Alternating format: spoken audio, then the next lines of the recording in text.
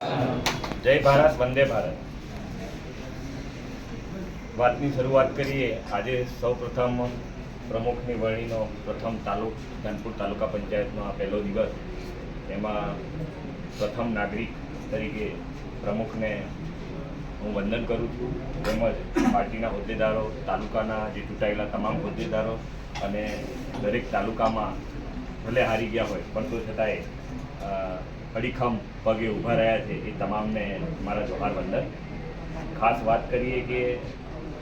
અત્યાર સુધી આપણે એક આંદોલનની ભૂમિકાથી લઈ અને અત્યાર સુધીમાં આપણે એક રાજકીય ધારાઓ, પંચાયતી ધારા, ચૂંટણી કમિશનના તમામ રૂલ્સને ફોલો કરતા જઈને અત્યારે આપણે એક હોદ્દેદાર વ્યક્તિ તરીકે, એક જવાબદાર વ્યક્તિ તરીકે ધાનપુર તાલુકા પંચાયતની અંદર આપણને સ્થાન મળ્યું છે. એ સ્થાનનો ઉપયોગ અત્યાર સુધી બીજેપી એવું માને છે કે અમે સત્તાધારી લોકો છીએ, પણ આપણે સત્તાધારી લોકો એ શબ્દ કરતાં આજે આપણે સાચા સેવક તરીકે ધાનપુર તાલુકા પંચાયતની અંદર આવ્યા છીએ. તો એક સેવક તરીકેની ભૂમિકાની અંદર રહીએ અને ધાનપુર તાલુકાના તમામ નાગરિકને સંપૂર્ણ રીતે ન્યાય મળે. ધાનપુર તાલુકા પંચાયતના જેટલા પણ ઘટકો છે અહીંયા, જેમ કે ન્યાયના હોય કે આરોગ્યના હોય કે શિક્ષણના હોય, આ તમામ ઘટકોની અંદર આવનાર ધાનપુર તાલુકાનો કોઈ પણ વ્યક્તિને અન્યાય ના થઈ જાય અને તમામ રીતે એને સંપૂર્ણ ન્યાયિક વાત થવાથી આવનાર સમયની અંદર આપણે એવો દાખલો આપીએ કે આમ આદમી પાર્ટીની અંદરથી ચૂંટાયેલા હોદ્દેદારો હોય એ એવું સારું રિઝલ્ટ આપે છે કે એના માટે ફરી પાછું આપણે જે મેદાનમાં જવું પડે અને જેમ અત્યારે બીજેપીના માણસો ગામે ગામ પૈસા આપીને વોટ લેવાના જે કાવતરા કરે છે, એનું કારણ એ છે કે એમને કોઈ પણ તાલુકા પંચાયતની અંદર જોઈએ એવા કામો નથી કર્યા. અને છેલ્લા લગભગ 10 વર્ષની અંદર આપણે રેકોર્ડ જોવા જઈએ તો સૌથી ખરાબ રિઝલ્ટ જે કહેવાય ધાનપુર તાલુકા પંચાયતની અંદર આગળ ચૂંટાયેલા જે સત્તાધારી લોકો કહે છે એમને, એ લોકોએ જે આપ્યું છે એના લીધે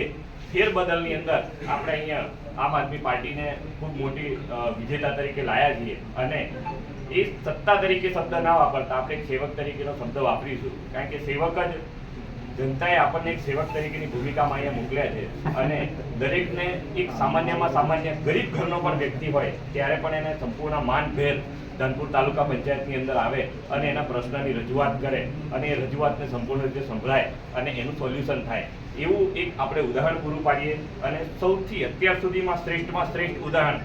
આખા દાહોદની અંદર દરેક તાલુકા પંચાયતની અંદર અલગ અલગ સત્તા ભોગવી રહ્યા છે અત્યારે, પણ તો છતાંય આપણને એક ઉદાહરણ તરીકે ગુજરાતની અંદર આપણે સંપૂર્ણ એક ઉદાહરણ પૂરું પાડ્યું છે કે સત્તા ફેર થઈ શકે છે, સત્તા પરિવર્તન થઈ શકે છે. તો એના ઉદાહરણના ભાગરૂપે પણ સત્તા પરિવર્તન પછી પણ એક ભવિષ્ય ઉજ્જવળ બનાવવાની આમ આદમી પાર્ટીની જે એક લહેર છે એ લહેરને પણ આપણે આગળ વધારીએ અને પ્રમુખ તરીકેની ભૂમિકાની અંદર ધાનપુરના તાલુકા પંચાયતની અંદર સર્વશ્રેષ્ઠ ભૂમિકા તરીકેનું આગળ એમને પણ સન્માન મળી જાય એવી એમની કામગીરી થાય. અને જે પણ હોદ્દેદારો છે એ હોદ્દેદારો અને જે ચૂંટાયેલા પ્રતિનિધિ છે એ તમામ આ ધાનપુર તાલુકા પંચાયતની અંદર દરેક કર્મચારીઓ સાથે તાલથી તાલ મિલાવી અને દરેક સત્તાધારી લોકો સાથે પણ તાલથી તાલ મિલાવી તમામ કામોનું યોગ્ય રીતે ન્યાય થાય. અને જે આગળ એવી છાપ પડી ગઈ હતી કે ભાઈ રોડ ખવાઈ ગયા છે, કૂવા ખવાઈ ગયા છે, ચેકડેમ ખવાઈ ગયા છે, એ છાપ ફરી પાછી ઉપસીને ના આવે એના માટેનું આપણે સૌ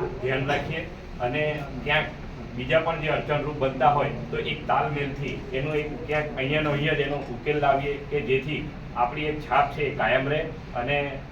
હું દિલથી ઈચ્છું છું કે કારણ કે ધાનપુરની અંદર લાંબા સમયથી જ્યારે બેઠક કરવાની થતી તો અમે આંબા નીચે બેઠક કરતા હતા, ત્યારે વિચાર આવતો હતો કે એ આંબા નીચે જ્યારે બેઠક કરતાં ક્યારે સત્તાની સામે આપણે ઝઝૂમીશું ને સત્તાની સામે આપણે ટકી રહીશું ને સત્તાની સામે આપણે જવાબ આપીશું, એ ન્યાયિક રીતે જવાબ આપીશું. એમાં રાજ્ય પંચ હોય, પંચાયત હોય, કાનૂની ધારો હોય કે પછી પંચાયતનો ચૂંટણી કમિશનના તમામ ધારાઓને આપણે પાલન કરીને અહીં સુધી આવ્યા છીએ, ત્યારે આપણે સૌ ભેગા થઈ અને ધાનપુર તાલુકા પંચાયતને આગળ લઈ જઈએ અને વિકાસલક્ષી જે કામો ડીડીઓ દ્વારા કે અલગ અલગ એજન્સીઓ દ્વારા જે પણ કામો થાય અને જેટલી પણ એજન્સીઓ આગળ ફ્રોડ કરી ગઈ છે એને બ્લેક લિસ્ટમાં મૂકી અને નવેસરથી જે સારી એજન્સીઓ છે એ સારી એજન્સીઓ અહીંયા કામ કરતી થાય એવું હું એક આશા સાથે અને એક વિશ્વાસ સાથે અને આમ આદમી પાર્ટીના એક હોદ્દેદાર તરીકે પણ હું તમને આ એક સંદેશ આપું છું કે અને વિશ્વાસ સાથે કહું છું કે સૌથી સારું કામ ધાનપુર તાલુકા પંચાયતનું થશે એવી બાંહેધરી સાથે મારી વાતને વિરામ આપું. જો